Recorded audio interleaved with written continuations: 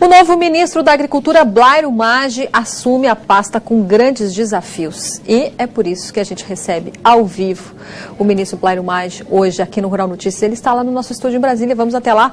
Primeiro cumprimentá-lo e agradecer por aceitar o nosso convite. Boa noite, ministro Blairo Maggi. Boa noite a vocês, todos que estão nos ouvindo. É uma alegria estar aqui e poder conversar com vocês e também com os nossos telespectadores que estão em casa. Estou à disposição de vocês. Bom, a primeira pergunta que a gente quer lhe fazer é assim, qual seria a sua marca na frente do Ministério da Agricultura? A gente sabe que em vários episódios, anos anteriores, muitas vezes o senhor era cogitado para esse cargo, né? Sempre teve um nome ligado ao agronegócio desde o início da sua carreira política. Qual seria o assunto número 1 da sua pauta, aquilo que o senhor quer deixar aí de lembrança na gestão Blairo Maggi à frente do Ministério? Bem, eu sempre pensei que o Ministério da Agricultura deva ser a casa do produtor rural. É onde o produtor rural, o pecuarista, o setor do agronegócio tenha um ambiente para discutir os seus problemas e fazer com que esses problemas tenham solução. Então, eu pretendo, na minha passagem pelo Ministério da Agricultura, criar as condições para que o produtor rural tenha renda, que ele não perca a renda e, pelo contrário, que nós possamos aumentar a sua renda.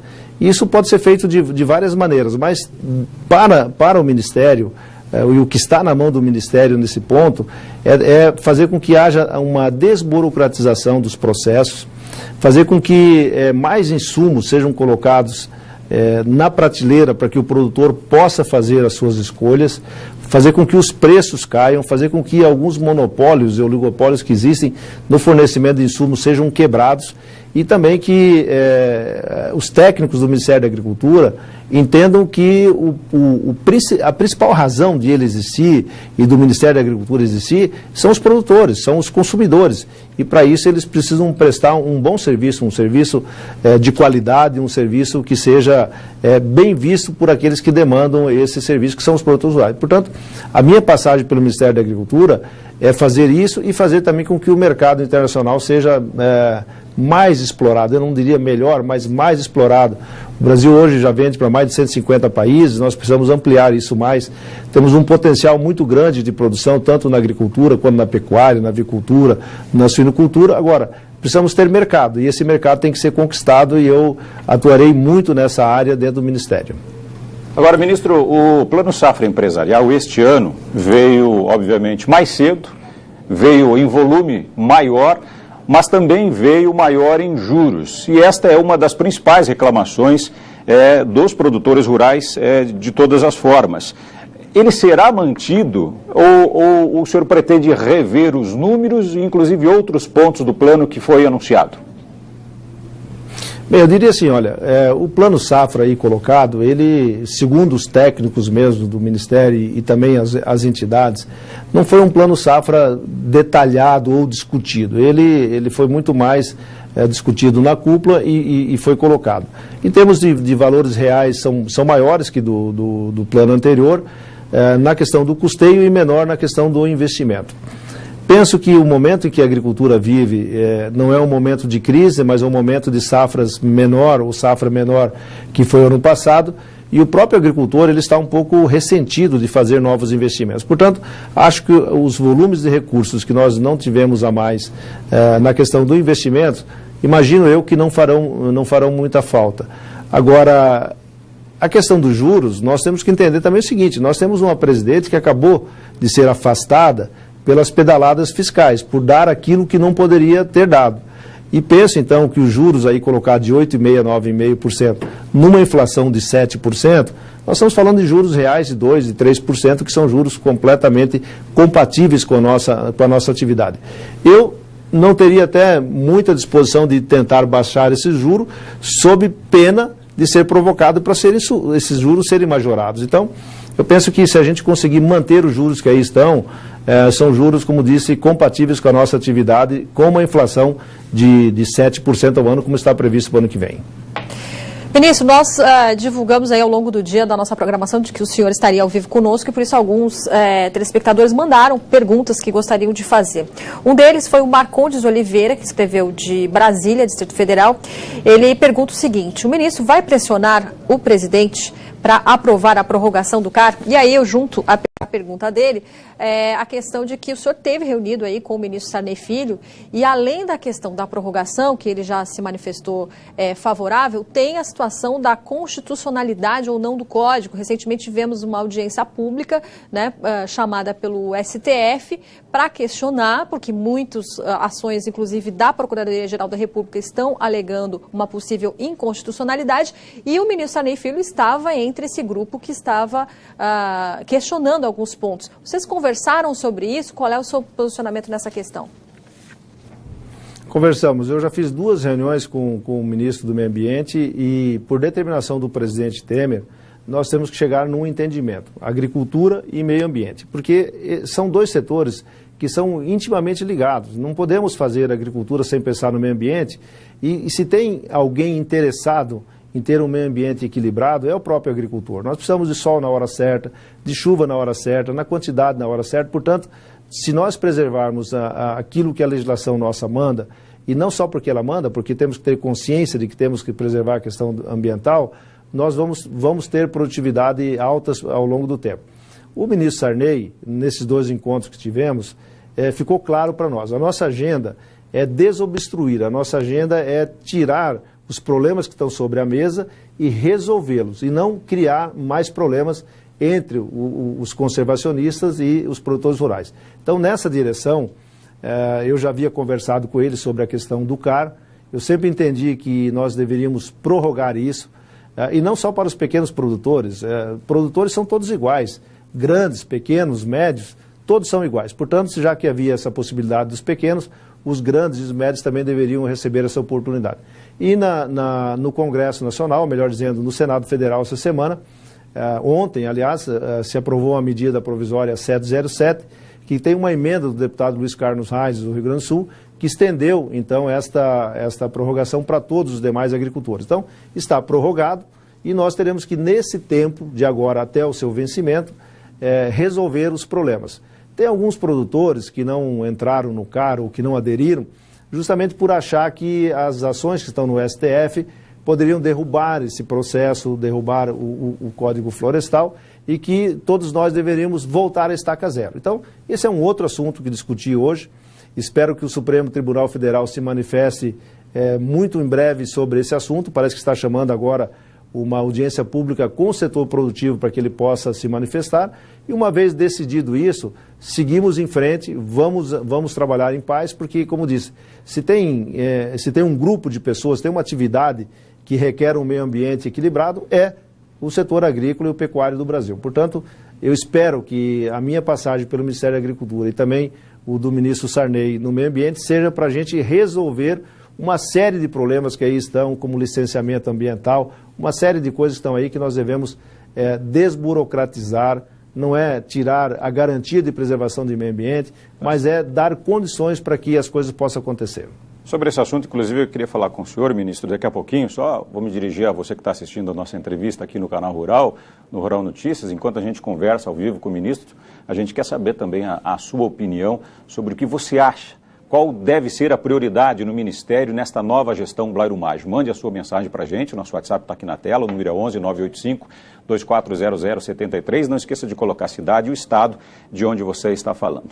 O senhor citou, ministro, desburocratização. E o senhor teve hoje pela manhã, recebeu aí diversos secretários da Agricultura de mais de 10 estados e também aí do Distrito Federal, exatamente para falar nesse sentido, né, pedindo um diálogo mais intenso, mais firme, né, um papo mais reto, vamos dizer assim, com o MAPA, com o Ministério da Agricultura. Aí o Patrick, que é de Bom Despacho em Minas Gerais, pergunta exatamente nesse sentido: qual vai ser a atuação do Ministério para desburocratizar o acesso ao crédito agrícola? Ele fala que o acesso é sempre impossível.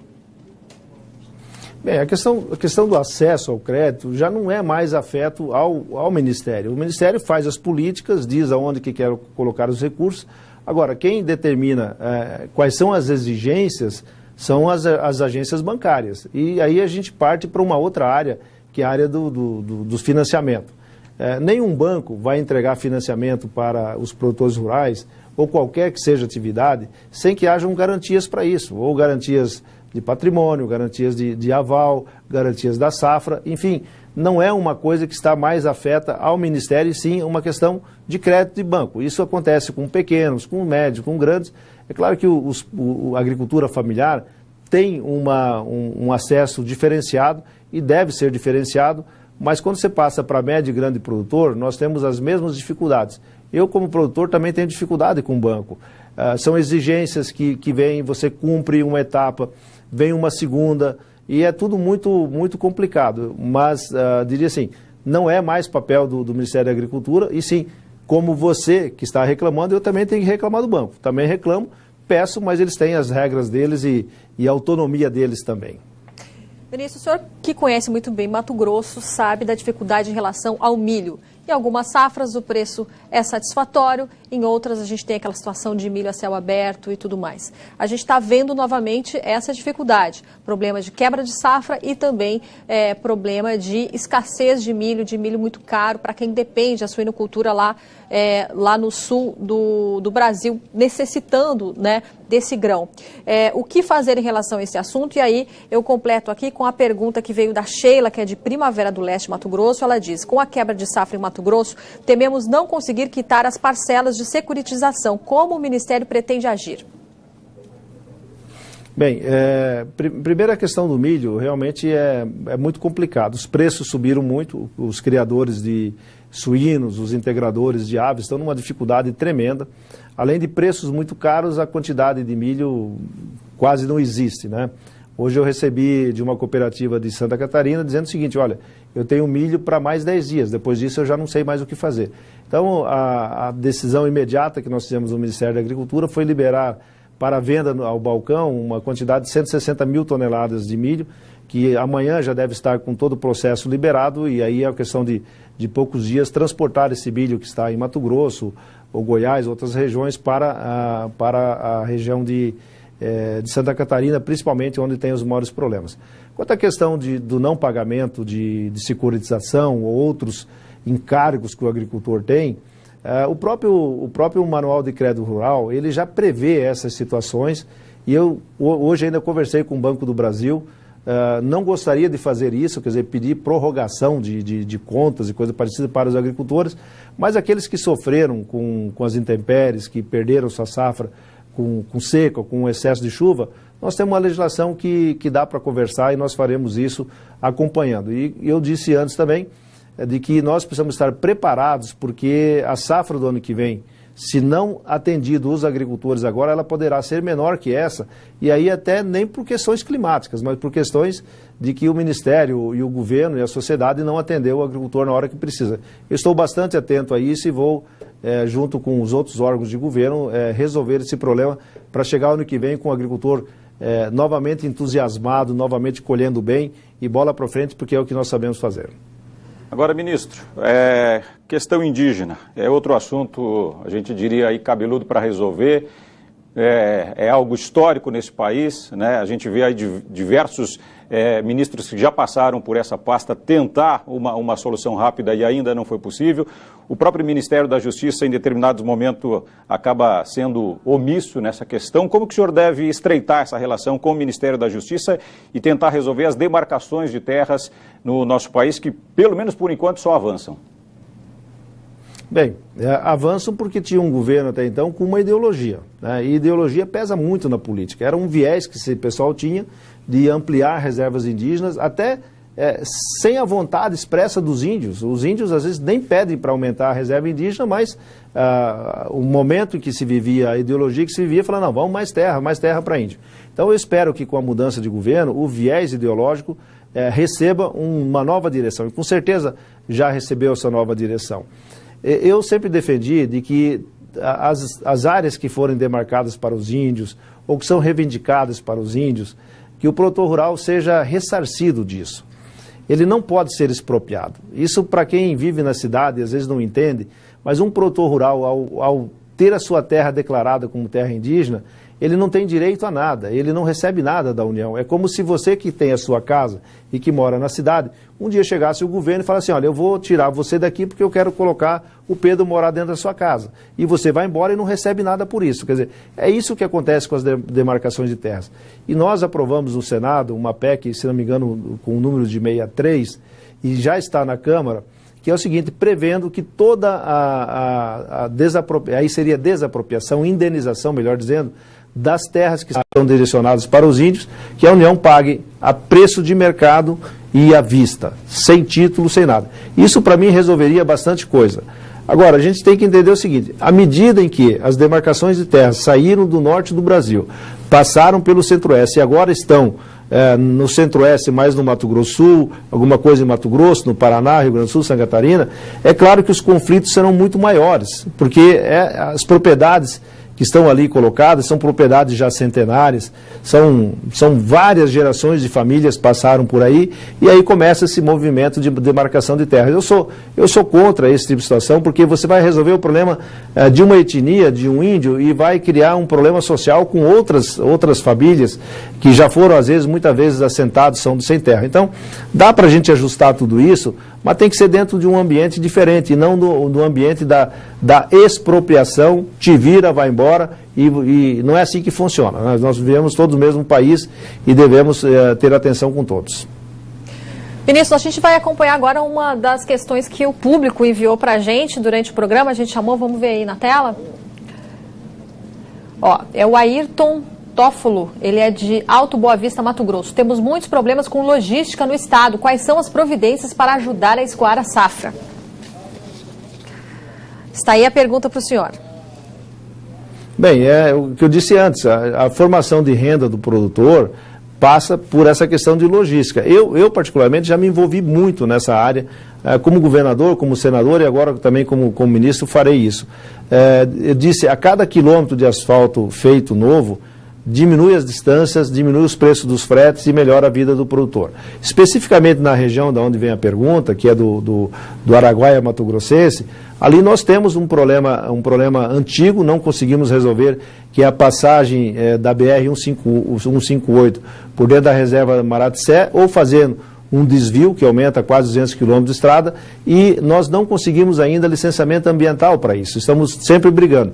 Mas para a região específica que vem a pergunta, também temos novos projetos em discussão, que são as ligações transversal, quer dizer, ligar desde a 158 até a ferrovia Norte-Sul, são distâncias de 180, 200 quilômetros, dependendo de onde você vai escolher para fazer uma rodovia nova, que fará com que toda essa região de Mato Grosso, do Araguaia Mato Grossense, do Nordeste do estado do Mato Grosso, tenha uma condição muito melhor de exportar suas mercadorias, quer seja para o norte, pelo Porto de Itaqui, quer seja por Barcarena, no Pará, ou quer seja pela hidrovia do Tietê, ou também até sair pelo Espírito Santo. Então, quer dizer, uma região que tem um potencial bastante grande e que precisamos resolver essas questões de logística que são lentas, morosas e que nos incomodam muito.